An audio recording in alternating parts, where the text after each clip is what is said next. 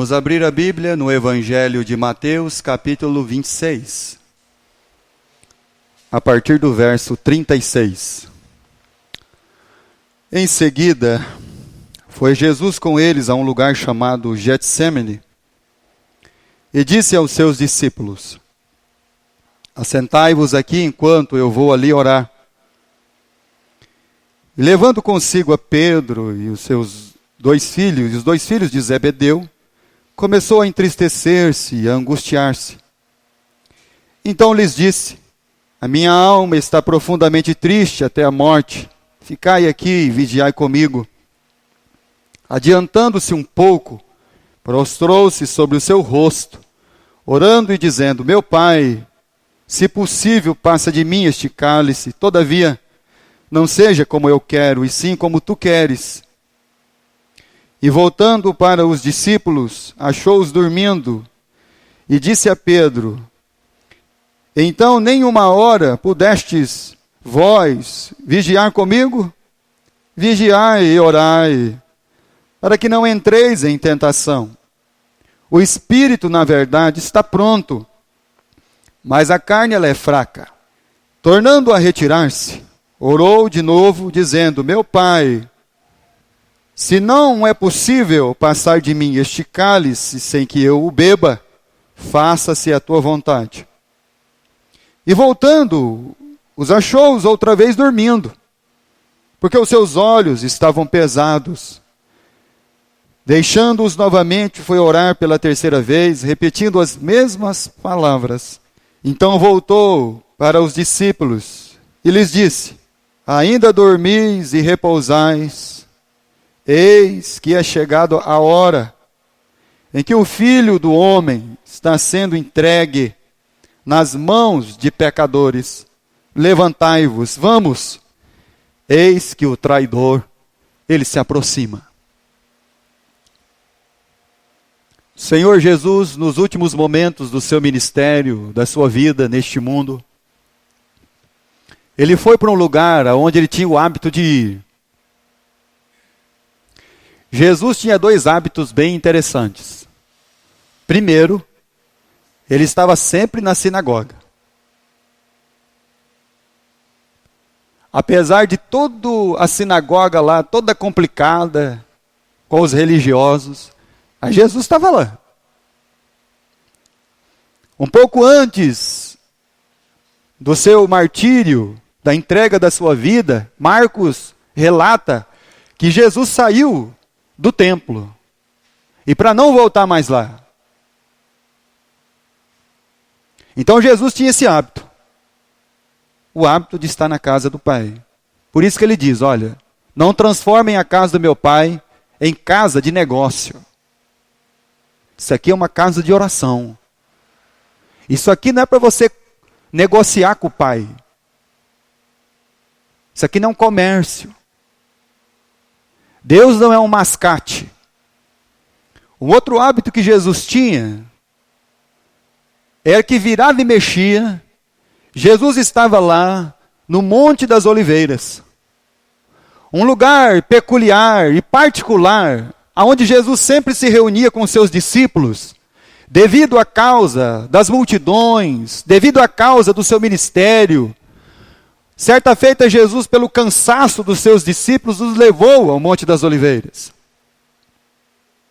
Sempre para orar, sempre para falar com o Pai. Foi nesse lugar que Jesus, orando, derramou gotas de sangue. Então, o Monte das Oliveiras, o Getsêmani, ele é um lugar, meus irmãos, onde a nossa vida ela é confrontada.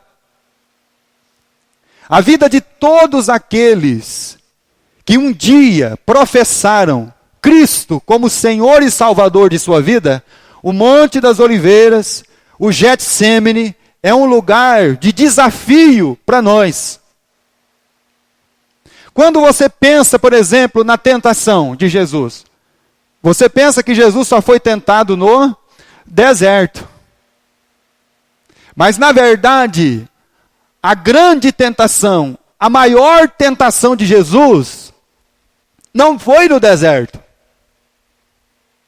foi algumas horas, alguns poucos momentos antes de Judas chegar.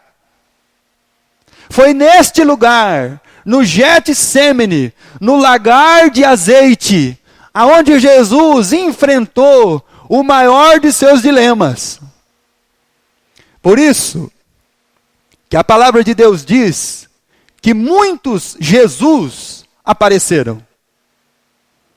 Muitas pessoas que se intitulavam Jesus, o Salvador, eles apareceram e eles continuam aparecendo até hoje. Mas quando Jesus nasceu, o Cristo, o anjo disse, olha, ele é o Cristo. No capítulo 16 do Evangelho de Mateus, quando Jesus está caminhando com seus discípulos, e aí então Jesus pergunta para eles assim, olha, o que as pessoas aí fora dizem que eu sou? Ah, o senhor é João Batista, o senhor é Elias, o senhor é Jeremias, ou alguns dos profetas. Então Jesus pergunta para os seus, para aqueles que estavam com ele, quem que eu sou?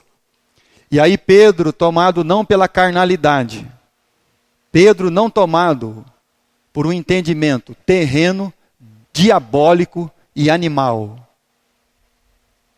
mas sim tomado pelo entendimento do Espírito Santo, ele diz assim, o Senhor é o Cristo, o Filho do Deus vivo. O Senhor é o Cristo. E Cristo era o destino e propósito de Jesus. Então nós identificamos que Jesus ele é o ungido. Ungido para quê? Davi foi ungido. Ungido para ser rei. O pequeno Samuel foi colocado nas mãos de Eli para ser o quê? Um sacerdote. Jesus, ele é o ungido de Deus, o Cristo, para ser a oferta, o sacrifício, aquele que se oferece por nós. E dentro dessa caminhada, o grande desafio de Jesus era saber se aqueles que andavam bem próximos dele sabiam quem ele era. Porque muitas vezes, irmão, nós somos tomados de um entendimento demoníaco. Um dia Pedro foi tomado de um entendimento desse. Quando ele disse para Jesus que Jesus não ia para a cruz. Isso é diabólico. Isso é uma falta de entendimento da palavra de Deus. Irmãos, eu fico pensando como Jesus ele padeceu. Quando você pensa no sofrimento de Cristo, logo você já imagina a cruz. Eu nem imagino a cruz, irmão. Eu imagino de quem estava perto dele. Eu tenho dó de Jesus, irmão. De quem andava com ele.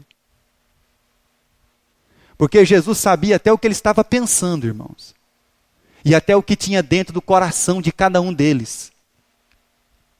Isso é mais terrível. É mais angustiante. Isso é uma angústia terrível de você conhecer, saber o que o outro está pensando, aquele sentimento satânico que tem dentro dele. Demoníaco, animal, terreno, diabólico. Nós pensamos que a cruz foi a dor de Jesus. A dor de Jesus foi andar do lado de pessoas. O desafio de Deus foi andar do lado de uma criação caída. Você pode imaginar que alguns momentos antes de Judas chegar, com uma 10ª parte de uma legião romana, Jesus separa 3 daqueles que andam ali mais próximos dele, leva eles para orar, e de repente quando Jesus volta, eles estão fazendo o que, irmão? Então eles não estão prestando o que, irmão? Eles não prestaram atenção em nada do que Jesus falou. Que pena, irmãos, que nós não temos tempo para prestar atenção no que Deus diz. Por isso que a nossa mente é ocupada com um monte de bobagem e porcaria. É uma pena. E aí Jesus volta, está lá o pessoal dormindo. É por esse pessoal aqui que eu vou entregar a minha vida? É para esse tipo de pessoa? Que não está nem aí para o que eu estou falando? Que não prestou atenção em nenhuma palavra do que eu disse? É por eles. É por almas que não conseguem vigiar uma hora sequer. É por pessoas que estão pensando em si mesmas. É por vidas que se preocupam com o eu. Que a única coisa que move a vida deles era a preocupação que eles tinham com eles mesmos. E o que poderia acontecer com cada um deles. E aí Jesus vem trabalhando o coração dos seus discípulos, vem preparando eles. Por isso que o versículo 41 diz: vigiai e orai, para que não entreis em tentação. Qual que é a tentação, irmão? A maior de todas as tentações é você não dar ouvidos àquilo que Deus diz. Evangelho de João, capítulo 10. Então o Monte das Oliveiras, o Getsêmani, ele é aquilo que nos confronta. E é nesse momento que Jesus tem a tentação ali diante dele. Capítulo 10 do Evangelho de João, versículo 11. Eu sou o bom pastor. E o bom pastor vai dar a vida pelas suas ovelhas. Versículo 17. Por isso, o Pai, Ele me ama, porque eu dou a minha vida para a reassumir. Ninguém a tire de mim. Pelo contrário, eu espontaneamente a dou. Tenho autoridade para entregar, também para reavê-la. Este mandado eu recebi de meu Pai. Jesus está dizendo para os seus discípulos, para a sua igreja, para as suas ovelhas: eu sou o pastor das ovelhas. E eu vou entregar a vida por elas. Eu tenho autoridade para entregar ela. Espontaneamente eu vou entregar a minha vida. Eu tenho autoridade para reaver a vida, porque essa autoridade foi dada por meu Pai. Só que Jesus, somente falando isso para os discípulos, ficaria muito difícil deles compreender. Quando você para pensar, por exemplo, quando Jesus ressuscitou, e aqueles 2 discípulos estão no caminho de Emaús, conversando, e o que eles conversavam? Eles conversavam que a esperança que eles tinham de Jesus, aquele que tinha sido entregue, crucificado e sepultado, e já era o 3º dia, e eles não tinham nenhuma notícia ainda que Jesus tinha ressuscitado. Até então que aparece uma 3ª pessoa e começa a falar com eles. Quem é aquela pessoa? Cristo ressurreto. Então Jesus vem preparando os corações dos seus discípulos, o coração da sua igreja. Deus vem preparando os nossos corações. Pena que nós não damos ouvido para o que Deus fala. É uma pena. Eles vão ver coisas horríveis. Eles vão ter sentimentos horríveis. E Jesus está alertando eles disso. Isso vai acontecer com vocês.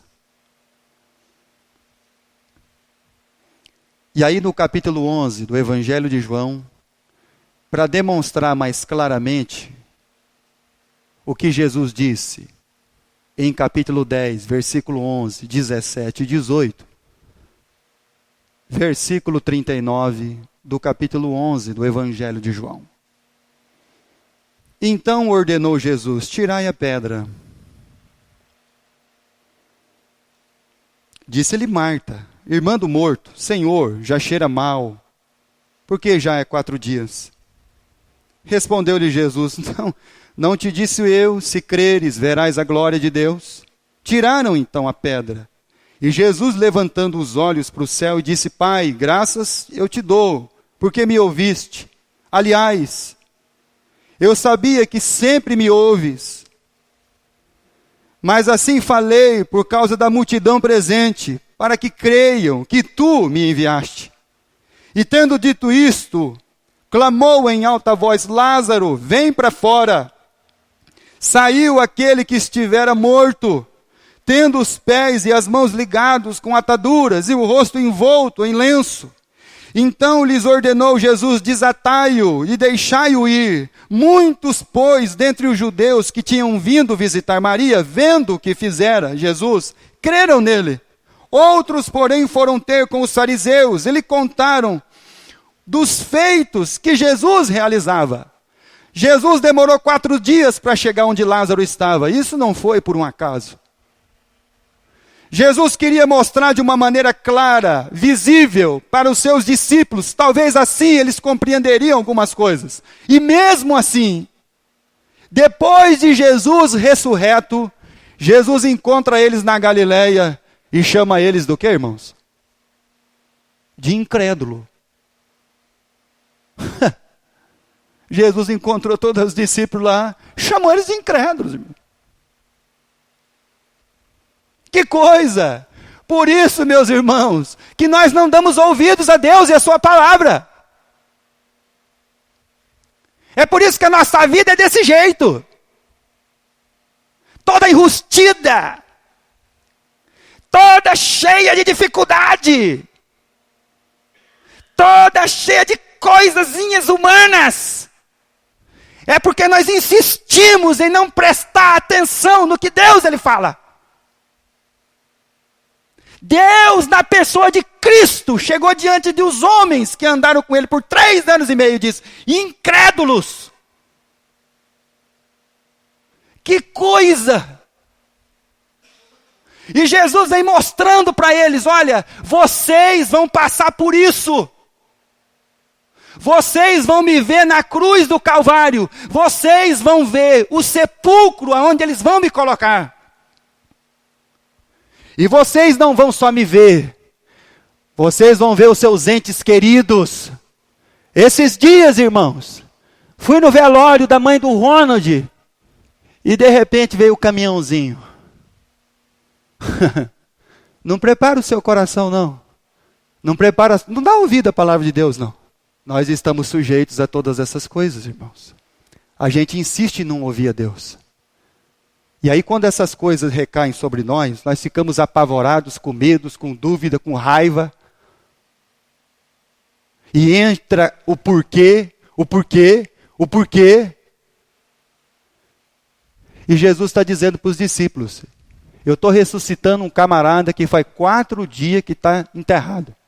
E ao 3º dia, não vou precisar nem de 4, ao 3º dia eu vou ressuscitar. Em corpo de glória. Isso era para ficar nítido, claro, no coração dos irmãos. Então o Getsêmani, irmãos, o Monte das Oliveiras, era um momento crucial ali de Jesus e os discípulos. Jesus mostrou para eles: essas coisas vão acontecer conosco. Vocês vão enfrentar a morte. A morte do seu ente querido. A morte do irmão. E como é que vai ser esse dia? Nós vamos enfrentar a nossa morte. E como é que vai ser o dia da nossa morte, irmãos? Como é que está o nosso coração para enfrentar essas coisas? Como é que está a nossa vida? Jesus está preparando o coração deles para chegar lá. Vocês vão ver, vocês vão vivenciar, vocês vão ter sentimentos adversos, tudo vai estar dentro de vocês. Então eu estou preparando vocês para esse momento. O momento em que vocês vão me ver e o momento que vocês vão enfrentar na vida de cada um de vocês. Mas o problema é que a gente não dá ouvido para Deus. No capítulo 12 do Evangelho de João, versículo 25 e 26... Jesus diz assim: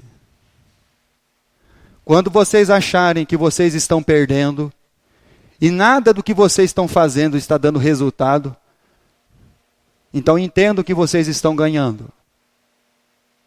O dia que vocês entenderem na sua vida que vocês estão ganhando, é aí que vocês estão perdendo. Aquele que ama a sua vida mais do que a mim, não é digno de mim.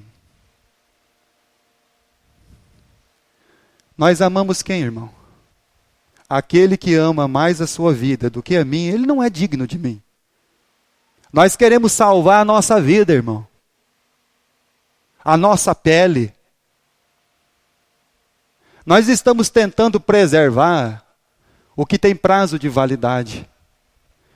Porque nós não nos preparamos para enfrentar todas as coisas que cada um de nós vai enfrentar.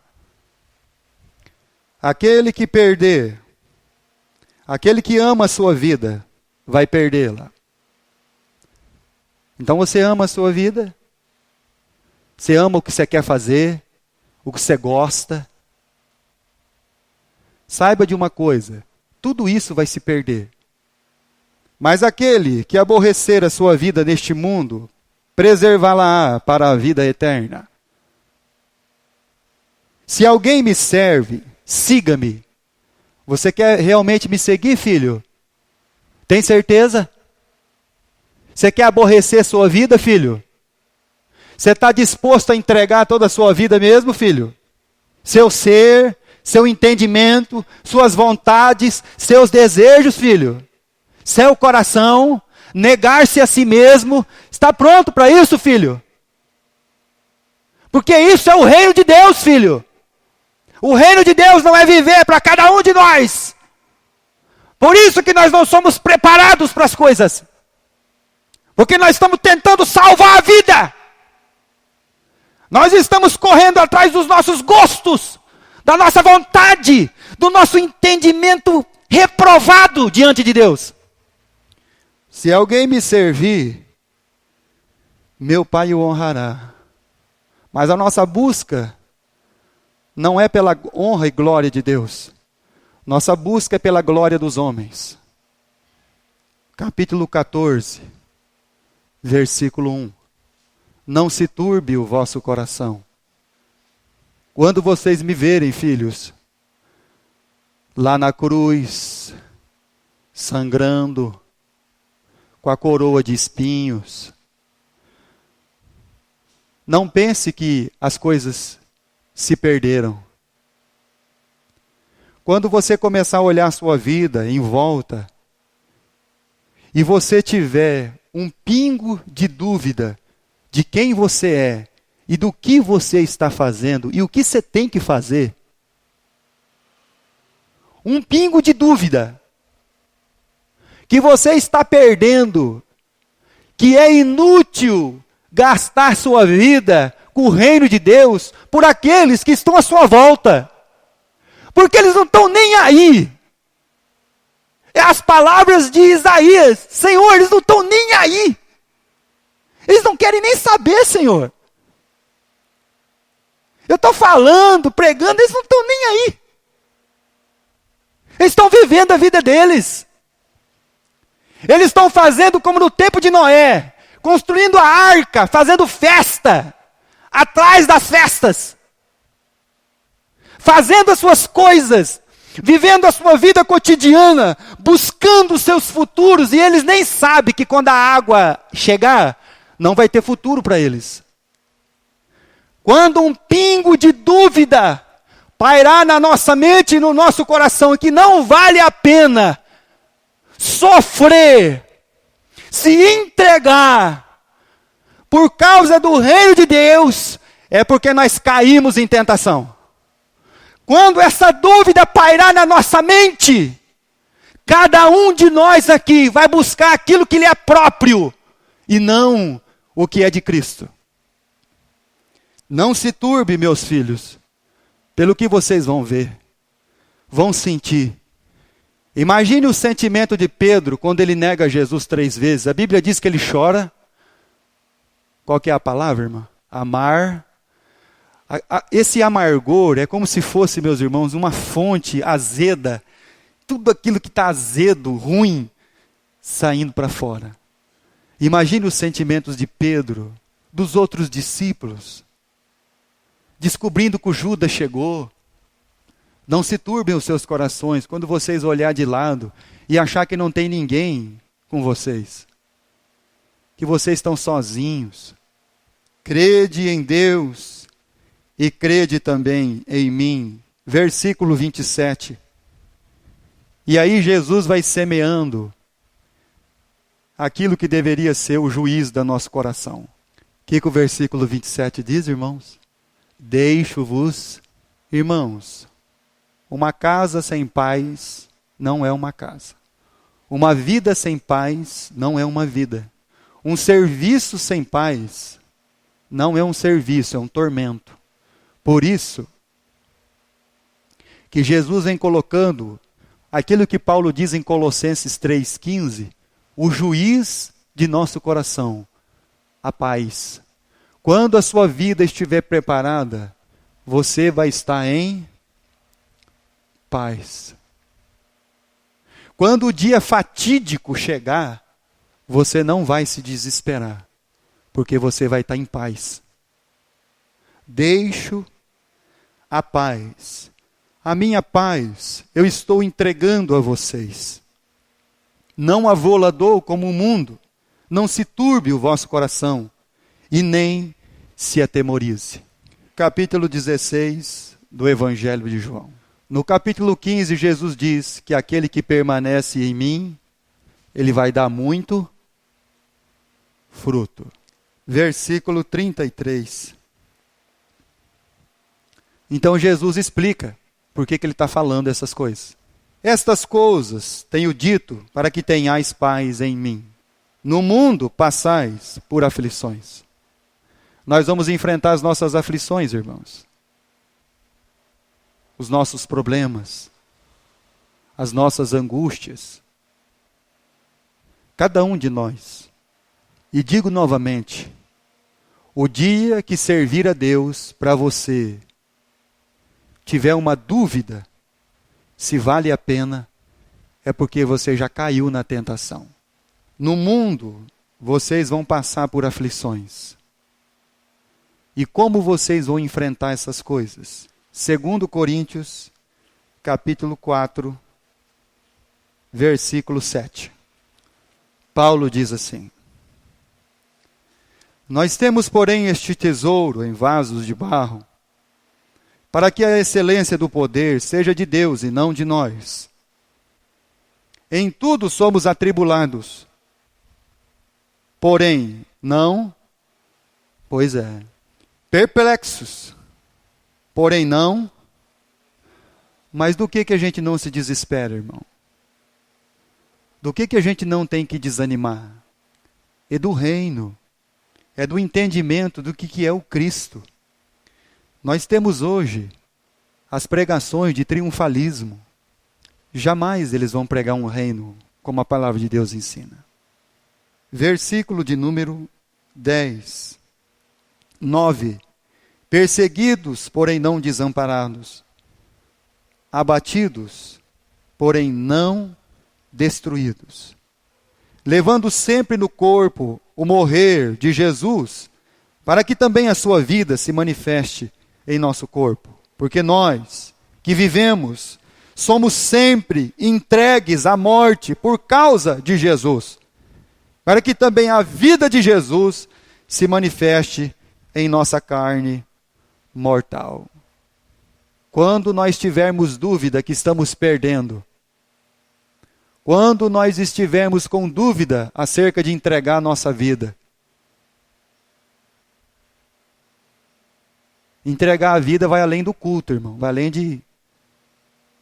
É porque Jesus olhou para eles e disse, olha, vocês já caíram em tentação. Então, qual foi a tentação que Jesus, então, passou no Getsêmani? Marcos capítulo 14. Jesus não somente sabe o que está na mente e no coração, mas também declara aos seus discípulos o que vai acontecer. Capítulo 14, versículo 27, do Evangelho de Marcos. Então lhes disse Jesus, todos vós vos escandalizareis, porque está escrito, ferirei o pastor e as ovelhas ficarão dispersas. Mas depois da minha ressurreição, irei adiante de vós para a Galileia. Disse-lhe Pedro, ainda que todos se escandalizem, eu jamais. Respondeu-lhe Jesus, em verdade, te digo que hoje, nesta noite, antes que 2 vezes cante o galo, tu me negarás 3 vezes. Mas ele insistia com mais veemência: ainda que eu seja necessário morrer contigo, de nenhum modo te negarei. Assim disseram todos. Pedro negou, os outros fugiram.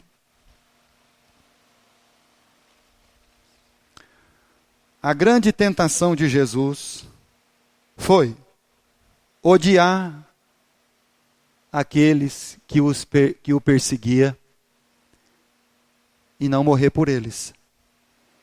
Olhava para aquelas almas que estavam andando com ele há mais de 3 anos e eles estavam dormindo. Como assim dormindo, pastor? Eles não estavam apercebidos das coisas que iam acontecer. É como a maioria das vezes. Por isso nós somos tomados sempre do que, irmãos? De surpresas. Porque nós não nos vamos dando por apercebido.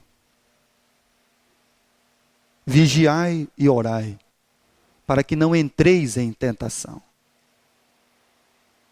Evangelho de João, capítulo 15, eu quero terminar lendo lá. O desafio do Monte das Oliveiras, do Getsêmani, era que Jesus então odiasse aqueles que o perseguiam e não morresse por eles. Ao contrário do que pessoas pensam, Jerusalém, Israel, não é o lugar para você buscar a Deus. Jesus não veio a este mundo para buscar a Deus.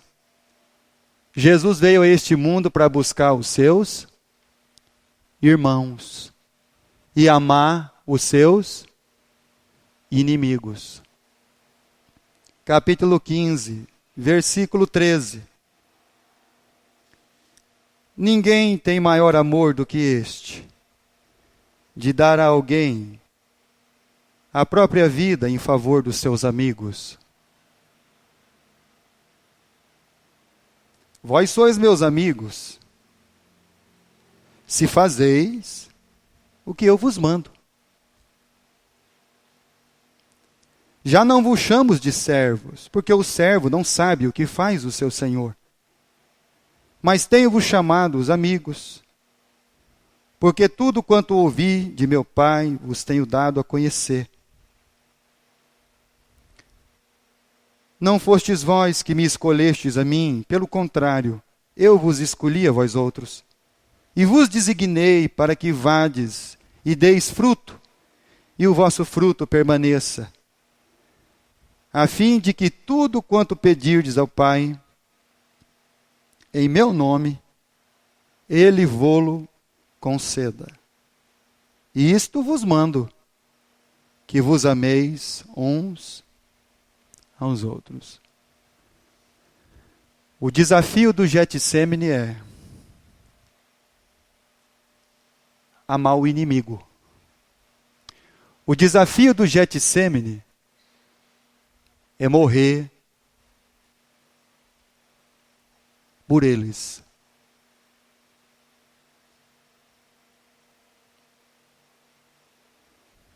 É entregar a sua vida. Jesus preparou o coração dos seus discípulos. E mesmo assim, eles tiveram muitas dificuldades. Mas Jesus deixou a paz. Eu quero que vocês tenham uma paz. Quando tudo isso acontecer diante dos olhos de vocês, vocês estejam em paz.